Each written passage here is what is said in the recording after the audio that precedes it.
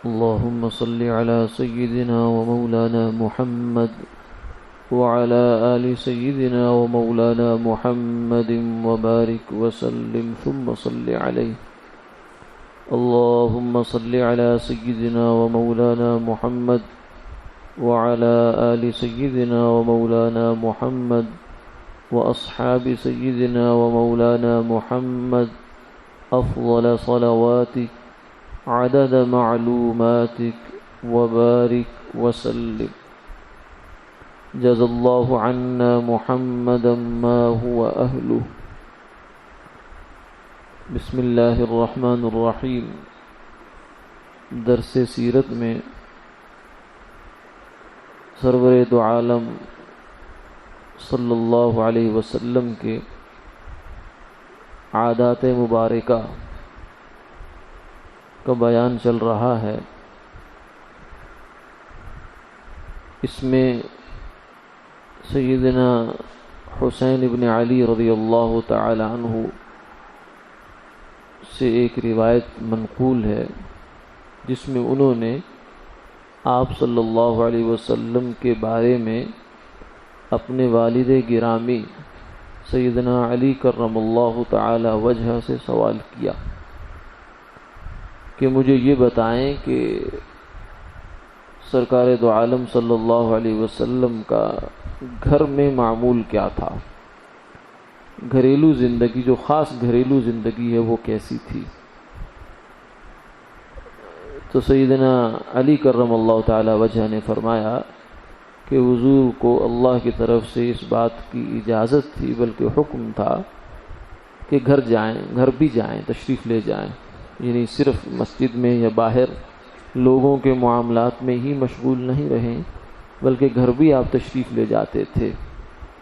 اور جب گھر تشریف فرما ہوتے تھے تو اپنے وقت کو 3 حصوں میں بانٹ لیتے تھے. ایک حصہ اللہ کی عبادت کے لیے، انفرادی عبادت. ان لک فی النہار صبحا طویلا ان ناشئۃ اللیل ہی اشد وطئا واقوم قیلا. دن میں لوگوں میں گھلنا ملنا،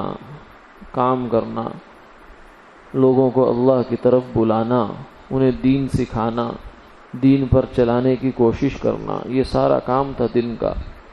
لیکن رات جو ہے وہ اللہ نے اس لیے بنائی ان ناشئۃ اللیل ہی اشد وطئا واقوم قیلا، کہ رات پھر اللہ کے ساتھ راز و نیاز. اس لیے فرمایا کہ دین کا کام کرنے والے لوگوں کو بھی چاہیے کہ وہ دوسروں پر محنت کرتے کرتے اپنی ذات سے غافل نہ ہو جائیں. ایسا نہ ہو کہ دوسروں پر تو بہت محنت ہو رہی ہے، ان کے غم میں گھلے جا رہے ہیں، لیکن اپنی جو تعلق مع اللہ ہے، قرب ہے اللہ کا، اپنی نماز ہے، اپنی تلاوت ہے، اپنا ذکر ہے، اپنی اللہ سے مناجات ہے، دعا ہے، اس کے اندر کوئی ترقی نہیں ہو رہی، بلکہ پیچھے ہی پیچھے آنا شروع ہو جائے انسان. تو دوسروں کے اوپر محنت کرتے کرتے اپنے آپ کو نہ بھولے، اور پھر اپنے اوپر محنت کرتے ہوئے دوسروں کو نہ بھولے. تو آپ صلی اللہ علیہ وسلم دن بھر باہر، مگر پھر رات میں بھی اور باقی اوقات میں گھر میں تشریف لاتے تھے، اور اس حصے کو، گھر کے اوقات کو 3 حصوں میں تقسیم فرما لیتے تھے. ایک حصہ اللہ کی عبادت کے لیے، حالانکہ جو باہر وہ کام کیا وہ بھی اللہ کی عبادت ہی تھی، نماز پڑھی ہے، پڑھائی ہے، پھر دینی کا کام کیا ہے، نیکی کے کام ہی کیے ہیں، کسی کو دین سکھا دیا ہے، کسی کی ضرورت پوری کر دی ہے، کچھ بھی کیا، تو وہ بھی نیک کام ہی تھے. لیکن پھر بھی ایک حصہ اللہ کی عبادت کے لیے، نفل کے لیے، تلاوت قرآن پاک کے لیے، اور پھر دوسرا حصہ جو ہے وہ گھر والوں کے لیے. تو گھر والوں کو بھی وقت دینا، یہ بھی سنت نبوی صلی اللہ علیہ وسلم ہے، کیونکہ ان کا بھی حق ہے. فرمایا ان لجسدک علیک حقا وان لاہلک علیک حقا وان لضیفک علیک حقا، کہ تیرے جسم کا بھی تجھ پر حق ہے، تیرے گھر والوں کا بھی تجھ پر حق ہے، اور تیرے جو مہمان آنے جانے والے ہیں ان کا بھی تیرے اوپر حق ہے. تو یہ حقوق بھی ادا کرنے ہیں. تو آپ صلی اللہ علیہ وسلم کا ایک حصہ وقت کا وہ گھر والوں کی حقوق کی ادائیگی میں صرف ہوتا تھا، ان کے ساتھ اٹھنا بیٹھنا، بلکہ بسا اوقات ہنسی مذاق بھی ہے۔ آپ صلی اللہ علیہ وسلم نے اپنی ازواج مطہرات کو کہانیاں بھی سنائی ہیں۔ ایک حدیث آتی ہے، حدیث ام زرع، وہ آپ صلی اللہ علیہ وسلم نے سیدہ عائشہ رضی اللہ تعالیٰ عنہ فرماتی ہیں ان کو یہ کہانی بھی سنائی تھی۔ تو یہ وقت گھر والوں کے ساتھ بتانا یہ بھی ہمارے اوپر اللہ کی طرف سے ایک طرح سے ذمہ داری ہے۔ یہ نہیں ہے کہ آدمی، یہ جبھی ہو سکتا ہے جب آدمی باہر سے بالکل ایسا تھک ہار کے چور ہو کر نہ جائے۔ جب تھک ہار کے چور ہو کر جائے گا تو پھر گھر جا کر تو اس کو کچھ نہیں سوجے گا، وہ جو بھی کوئی بات کرے گا اس کو بری لگ رہی ہوگی۔ تو اس لیے فرمایا کہ اپنی زندگی کو اتنا بوجھل نہ کر لیا جائے کہ ہمارے پاس اپنے لیے وقت ہی نہ بچے، گھر والوں کے لیے وقت نہ بچے۔ یعنی اپنے معیار زندگی ہم نے اتنا بلند سیٹ کر لیا کہ ہم نے اس سٹینڈرڈ تک جانا ہے زندگی کو لے کر۔ اب نتیجہ یہ نکلا کہ وہاں تک پہنچنے کے لیے تو کمائی بہت کرنی پڑے گی، وقت بہت خرچ کرنا پڑے گا، کیونکہ حلال آسانی سے تو نہیں آتا، حرام تو بہت آرام سے آ جاتا ہے، لیکن جیسے آتا ہے ویسے جاتا بھی ہے، ایزی کم ایزی گو۔ لیکن حلال کمانا مشکل ہوتا ہے، پھر خصوص اس زمانے میں تو حلال کمانے کے لیے پھر بہت کمانا پڑتا ہے، پھر سٹینڈرڈ کو مینٹین رکھنے کے لیے، اس تک پہنچنے کے لیے، پھر اس کو برقرار رکھنے کے لیے بہت جان کھپانی پڑتی ہے۔ تو پھر آدمی کی جو ہے نا جوانی بھی جاتی ہے، صحت بھی جاتی ہے، سب کچھ جاتا ہے، پھر اس کا ہر وقت دماغ بھی گھومنا شروع ہو جاتا ہے انہی چیزوں میں۔ رات کو بستر پر لیٹا ہے تو وہی خیالات گھوم رہے ہیں، یہ بزنس کیسے ہوگا، وہ کیا ہوگا، اس کا کیا ہوا، اس کا کیا ہوا۔ پھر ڈاکٹر کے پاس جاتا ہے کہ نیند نہیں آتی، ساری رات کروٹیں بدلتا رہتا ہوں۔ کیوں؟ کہ پریشانیاں بہت زیادہ سوار کر لی اپنے اوپر۔ اس میں کچھ حصہ، کچھ تو من جانب اللہ بھی ہوتی ہیں، لیکن کچھ ہم اپنے لیے خود پریشانیاں جمع کر لیتے ہیں۔ ہم نے کیا کیا؟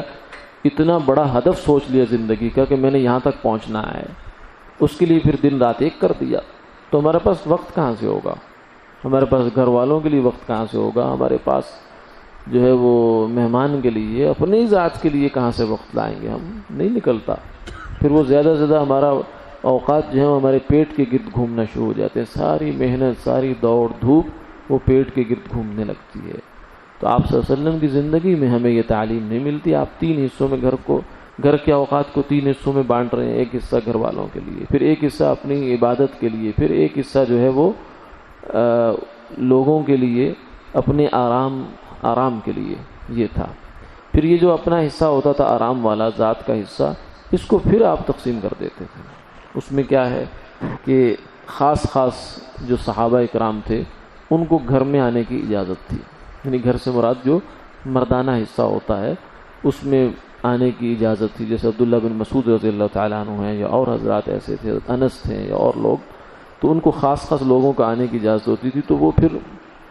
آنا ان کا یہ بھی نہیں کہ وہ کوئی گپ شپ کے لیے ہوتا تھا، نہیں، بلکہ وہ دینی فائدے سیکھتے تھے۔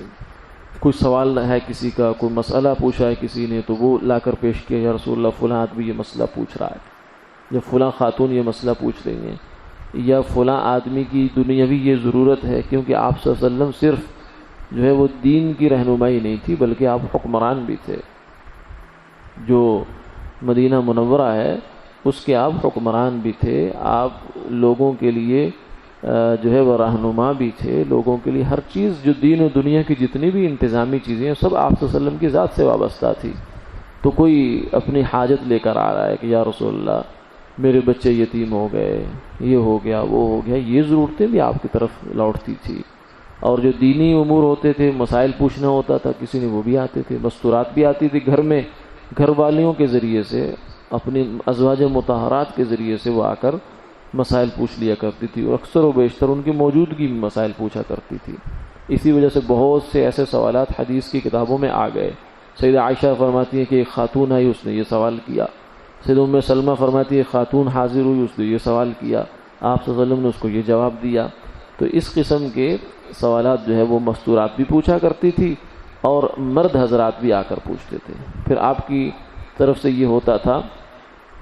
کہ آنے والے لوگ جو ہیں وہ فرماتے تھے کہ زیادہ لوگوں کو کہتے تھے کہ تم لوگ آؤ میرے پاس اور آ کر لوگوں کی حاجتیں پیش کرو، یعنی اپنے خاص صحابہ کو یہ فرماتے تھے۔ تو اس حصہ میں آپ صلی اللہ علیہ وسلم کا طرز یہ تھا کہ اہل فضل یعنی اہل علم و عمل صحابہ کو آپ اس امر میں اوروں پر ترجیح دیتے تھے، یعنی وہ آئیں گھر میں۔ اب عوام کا آنا، ذرا عام حضرات کا آنا وہ نہیں ہوتا تھا، بلکہ خاص لوگ جو آداب سے واقف ہیں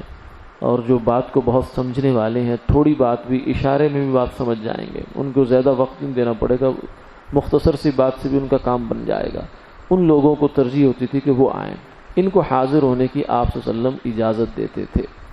اور اس وقت کو ان لوگوں پر ان کی دینی فضیلت کے اعتبار سے تقسیم فرما دیتے تھے۔ ان میں سے کسی کو ایک ضرورت تھی، کسی کو دو ضرورتیں ہوتی، کوئی اپنا دین کا مسئلہ بھی لے کر آیا، کوئی دنیا کا مسئلہ بھی لے کر آیا، کوئی دین دنیا دونوں کے لے کر آیا۔ تو ان کی حاجت میں آپ صلی اللہ علیہ وسلم مشغول ہو جاتے، جو ان کو تقاضا ہوتا، ضرورت ہوتی، اس میں آپ ان کی تکمیل فرماتے اور ان کو ایسے مشاغل میں لگاتے جس میں ان کی اور بقیہ امت کی اصلاح ہو۔ یعنی یہ جو وقت آپ خاص اپنے قریبی صحابہ کے ساتھ گزارتے تھے، گھر کا وقت، وہ بھی فرمایا کہ ایسا نہیں ہے کہ بس گپ شپ لگ رہی ہے یا کوئی بس تفریح طبعی ہو رہی ہے، نہیں، ایسا نہیں، وہ ہلکا پھلکا کبھی کبھار ہوتا رہتا تھا، لیکن اس ٹائم کو بھی زیادہ سے زیادہ اس وقت کو قیمتی بنانے کی فکر ہوتی تھی کہ امت کی اصلاح ہو جائے۔ اور وہ مشاغل یہ تھے کہ وہ لوگ آپ صلی اللہ علیہ وسلم سے مسائل پوچھتے اور آپ ان کے مناسب حال امور کی ان کو اطلاع دے دیتے، اور آپ یہ بھی فرمایا کرتے تھے کہ جو تم میں سے حاضر ہے وہ یہ غائب تک بات کو پہنچا دے، اور یہ بھی فرماتے تھے کہ جو شخص اپنی ضرورت مجھ تک کسی وجہ سے بھی، مثلا پردہ ہے، مستورہ ہے، کوئی پردے کی وجہ سے نہیں آ سکتی، یا کوئی بیمار آدمی ہے وہ اپنی بیماری کی وجہ سے مجھ تک نہیں پہنچ پاتا، یا کوئی ضعیف ہے وہ نہیں پہنچ پاتا، وغیرہ وغیرہ، کوئی وجہ بھی ہو سکتی ہے جو براہ راست، بعض دفعہ جھجک ہوتی ہے کسی بڑے آدمی سے، کسی اللہ والے سے ملنے میں ایک حجاب سا ہوتا ہے، اور آپ صلی اللہ علیہ وسلم کا بھی یہ معاملہ تھا، جو صحابہ بیان فرماتے ہیں، من رآہ بدیہۃ ہابا ومن خالطہ معرفۃ احبہ، کہ حضور کی ایک صفت مبارکہ یہ تھی کہ جو بندہ پہلی دفعہ میں اول والے میں آپ کو دیکھتا تھا تو اس پر روب طاری ہو جاتا تھا، وہ خائف سا ہو جاتا تھا، کسی درجے میں مرعوب ہو جاتا تھا، لیکن جو گھلتا ملتا تھا، قریب ہوتا جاتا تھا، ومن خالطہ معرفۃ، اور آپ کی ذات اس پر کھلنا شروع ہو جاتی تھی، آپ کے اوصاف، آپ کے اخلاق، احبہ، وہ پھر دل و جان سے آپ پر فدا ہو جاتا تھا۔ تو چونکہ ایک جھجک رہتی ہے، لکل داخل دہشہ، ہر آنے والا نیا آدمی جو ہوتا ہے اس کے اوپر ایک رعب طاری ہوتا ہے، تو آپ صلی اللہ علیہ وسلم کا رعب تو بہت زیادہ تھا۔ فرمایا نصرت بالرعب مسیرۃ شہر، ایک مہینے کی مسافت تک مجھے اللہ نے رعب عطا فرمایا، یعنی ایک مہینہ تقریباً، یوں سمجھیے کہ یہاں سے کراچی کا سفر ہوتا تھا کسی زمانے میں، ایک مہینے کا، جب پیدل لوگ چلتے تھے، تو اتنا دور تک، ایک ہزار کلومیٹر تک کہ لگ بھگ جو فاصلہ ہے، اتنا فاصلے میں آپ صلی اللہ علیہ وسلم کا رعب ہوتا تھا، تو اتنا تھا۔ اور اس لیے ظاہر ہے کہ جو بندہ بیچارہ پہلی دفعہ مل رہا ہے وہ اتنی زیادہ بے تکلف نہیں ہو سکتا، اور جب بے تکلف نہیں ہو سکتا تو ایک حجاب سا رہ جاتا ہے، اس لیے کچھ لوگ آپ کے پاس خود نہیں حاضر ہو سکتے تھے، تو پھر جو صحابہ پرانے تھے جن کو جان پہچان بھی تھی اور جن کی کسی قدر تکلف بھی نہیں تھا، تو وہ پھر آپ سے حاجتیں پہنچاتے، پھر آپ ان کو یہ ہدایت فرمایا کرتے تھے، فرماتے تھے کہ جو بندہ مجھ تک اپنی حاجت نہیں لا سکتا اور تم لوگ اس کی حاجت مجھ تک پہنچا دیا کرو، یہ بڑا فضیلت کا کام ہے، کیونکہ جو ایسے شخص کسی کی حاجت کسی اختیار والے کے پاس پہنچائے جو بیچارہ خود نہیں پہنچا سکتا، تو اللہ قیامت والے دن اس کو پل صراط پر ثابت قدم رکھیں گے۔ یعنی معمولی سی بات ہے، یعنی ہماری جہاں اپروچ ہے، کوئی ہمارا دوست ہے، کوئی ہمارا تعلق والا ہے، اس تک ایک عام آدمی نہیں پہنچ پا رہا بیچارہ، وہ ضرورت مند بھی ہے، محتاج بھی ہے، اور ہماری بات سے کام ہو جائے گا، یا ہمارے چل کے جانا پڑے گا ہمیں، یا ہمارے کوئی رکا لکھنا پڑے گا، کوئی فون کرنا پڑے گا، کوئی سفارش ہلکی پھلکی کرنی پڑے گی، ہمارے کہنے سننے سے کام ہو جائے گا، تو یہ معمولی بات نہیں ہے۔ فرمایا کہ اس عمل کی وجہ سے اللہ پل صراط پر قدم جما دیں گے، اس سے پل صراط پر قدم جمنے کا مطلب یہ ہے کہ آدمی جہنم میں نہیں گرے گا اور سیدھا گزر کے انشاءاللہ جنت میں پہنچ جائے گا، یہ فضیلت ہے اس کی۔ تو یہ اس بات سیدنا عبداللہ بن عباس رضی اللہ تعالی عنہ فرماتے تھے ایک دفعہ ایسا ہوا کہ وہ اعتکاف میں بیٹھے ہوئے تھے تو کوئی آدمی ان کے پاس آ گیا اور اگر کہا کہ یہ میرا مسئلہ ہے، اس کے لیے مجھے کچھ آپ کی مدد درکار ہے، تو آپ نے جوتا طلب فرمایا اور مسجد سے نکلنے لگے۔ تو کسی نے کہا کہ آپ کا تو اعتکاف تھا، آپ تو مسجد سے نکل رہے۔ فرمایا ہاں مجھے معلوم ہے میرا اعتکاف تھا، لیکن یہ ایک مسلمان بیچارہ آ گیا ہے، مجبور آدمی ہے، اس کی میں حاجت براری کرنے جا رہا ہوں، کیونکہ کسی مسلمان کی جو حاجت پوری کرنا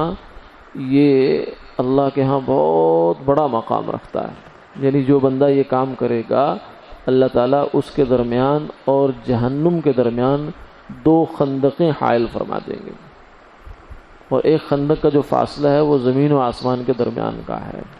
یعنی زمین اور آسمان کے درمیان جتنا دوری ہے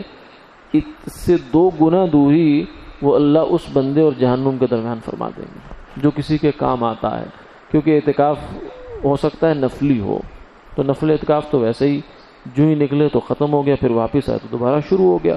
لیکن اگر مسنون اعتکاف بھی تھا تو شاید وہ کام ایسا ہوگا بیچارے کا کہ جس کے لیے ان کو مسنون اعتکاف چھوڑنا پڑا، پھر اس کی قضا انہوں نے بعد میں کی ہوگی، کیونکہ مسنون اعتکاف اگر توڑا جائے کسی وجہ سے تو اس کی قضا 1 دن کی کرنی پڑتی، 1 دن اور رات روزے کے ساتھ۔ تو آپ نے اپنے صحابہ سے یہ فرما رکھا تھا کہ لوگوں کی ضرورتیں مجھ تک پہنچا دیا کرو، تو آپ صلی اللہ علیہ وسلم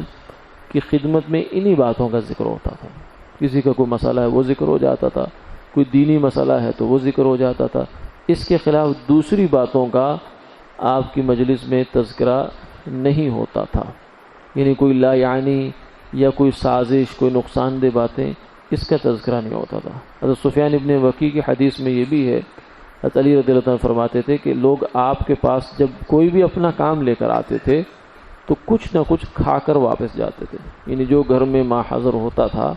تکلف نہیں ہوتا تھا، جو کچھ موجود ہے بس وہ آپ پیش فرما دیا کرتے تھے جیسا بھی ہے۔ تو اسی سے یہ جو آپ صلی اللہ علیہ وسلم کی جو اخلاق عالیہ ہیں، انہی سے پھر امت کے اندر جو لوگ آگے آئے جنہوں نے یہ ذمہ داریاں سنبھالی، یعنی عوام کے کام آنا، دینی دنیاوی اعتبار سے جو صحیح لوگ ہیں وہ پھر اسی پر کاربند رہے ہیں، یعنی جب بھی کوئی ان کے دروازے پر آیا ہے ضرورت لے کر تو اس کے لیے وہ حاضر رہے، اور ایسا کوشش بعض بزرگوں کی ہم نے دیکھی، نظر آتی ہے کتابوں میں بھی، کہ وہ ان کے پاس کوئی آدمی بھی آتا تھا تو اس کو کچھ نہ کچھ کھلائے پلائے بغیر واپس نہیں جانے دیتے، کہتے تھے اگر اور کچھ بھی نہیں ہے تو سادہ پانی پلا دو، کیونکہ من زار حیا ولم یذق منه شیئا فکأنما زار میتا، جو آدمی کسی ایسے آدمی کے پاس، زندہ آدمی ہے، اس کے پاس ملنے کے لیے گیا ہے اور وہاں سے کچھ کھایا پیا نہیں ہے اس نے، تو گویا کہ وہ تو مردہ کے پاس سے ہو کر، جیسے قبرستان میں جاتے ہیں تو وہاں تو کچھ بیچارے وہ ہمارا اکرام نہیں کر سکتے، ان سے سلام دعا تو کرتے ہیں ہم، ان کو اصالہ ثواب بھی کرتے ہیں، لیکن وہ ان سے کچھ ہمیں ملتا نہیں ہے۔ تو جو آدمی کسی زندہ کو ملنے گیا اور اس نے اس کو کچھ بھی اکرام نہیں کیا تو فکأنما زار میتا، وہ ایسے ہی ہے جیسا کہ کسی مردہ کے پاس سے اٹھ کر آ رہا ہے۔ تو آپ صلی اللہ علیہ وسلم کا معمول مبارک یہ تھا کہ کچھ نہ کچھ لوگ جو آتے تھے ان کو کچھ نہ کچھ کھلا پلا کر واپس بھیجا کرتے تھے، لیکن اس کے لیے بہت تکلف کی ضرورت نہیں ہوتی۔ یہ جو تکلف ہوتا ہے یہ بعض دفعہ آدمی کو نیکی زیادہ دیر تک نہیں کرنے دیتا، یعنی اگر بہت تکلف ہو جائے گا کھلانے پلانے میں تو نتیجہ یہ نکلے گا کہ پھر ایک دفعہ ہی ہوگا، پھر دوسری دفعہ گھر والے بھی تھک جائیں گے کہ بڑا عجیب مہمان ہے، ہمیں اور مشکل میں ڈال دیا اس نے، تو تکلف نہیں ہوتا تھا، بلکہ جو حاضر ہے وہ پیش کر دیا۔ صحابہ کرام میں بلکہ سب میں یہی بات تھا کہ ان کی زندگیاں تکلفات سے عاری تھی، وَأَقَلَّهُمْ تَكَلُّفًا۔ صحابہ کی صفت بیان فرمایا عبداللہ بن مسعود رضی اللہ تعالیٰ عنہ نے کہ ان کے دل بہت نیک تھے اور علم بہت گہرا تھا، وَأَقَلَّهُمْ تَكَلُّفًا، پوری امت میں سب سے زیادہ تکلفات سے دور یہ لوگ تھے۔ اسی لیے بعض حضرات نے یہ بات نقل فرمائی کہ صحابہ کے زمانے میں ایک مسئلہ ڈسکس ہوتا تھا آپس میں، وہ مسئلہ یہ تھا کہ ایک آدمی کسی کے ہاں مہمان ہوا، میزبان نے اس کے سامنے جو کچھ گھر میں حاضر تھا وہ لا کے رکھ دیا۔ اب ظاہر ہے کہ گھر میں ہر وقت تو بہت پرتکلف چیز نہیں پکی ہوتی نا، کبھی کبھار ہوتی ہیں یہ سلسلے، تو اس نے لا کر سامنے رکھ دی۔ اب فرمایا کہ یہ دو بندے ہیں، ایک مہمان ایک میزبان۔ اب وہ چیز چونکہ معمولی ہے، گھر کے میں عام معمول کے مطابق چل رہی تھی، اب ان میں سے اگر مہمان نے اس چیز کو حقیر جانا تو بھی گناہ گار، اگر میزبان نے اس چیز کو حقیر جانا تو بھی گناہ گار۔ لیکن فرماتے تھے کہ یہ فیصلہ کرنا باقی ہے، گناہ گار تو دونوں ہیں، جو بھی اس چیز کو حقیر سمجھے گا گناہ گار ہوگا، لیکن یہ فیصلہ ہونا باقی ہے کہ ان میں سے بڑا گناہ گار کون ہے، یعنی مہمان زیادہ گناہ گار ہے یا میزبان زیادہ گناہ گار ہے۔ اس لیے جب بھی کوئی مہمان گھر میں آئے، آدمی اس کو کوئی چیز دے تو جو چیز ماحضر ہے اس کو پیش کر دیا جائے، اچھے انداز سے، اچھے طریقے سے، خلوص کے ساتھ تھوڑی چیز بھی بہت اچھی ہے۔ اگر خلوص نہیں ہے، چاہے آپ 10 ڈشیں پکا لیں، کچھ بھی کر لیں، تو اس کھانے کے اندر وہ لذت و مزہ و سکون نہیں آئے گا، کیونکہ اصل مزہ جو ہوتا ہے، لذت ہوتی ہے، وہ محبت کا ہوتا ہے، خلوص کا ہوتا ہے۔ تو صحابہ کی زندگی میں بھی یہ تکلف نہیں ہوتے تھے، اور حضور کی زندگی میں بالکل ان تکلفات سے عاری تھی۔ وآخر دعوانا الحمدللہ رب العالمین۔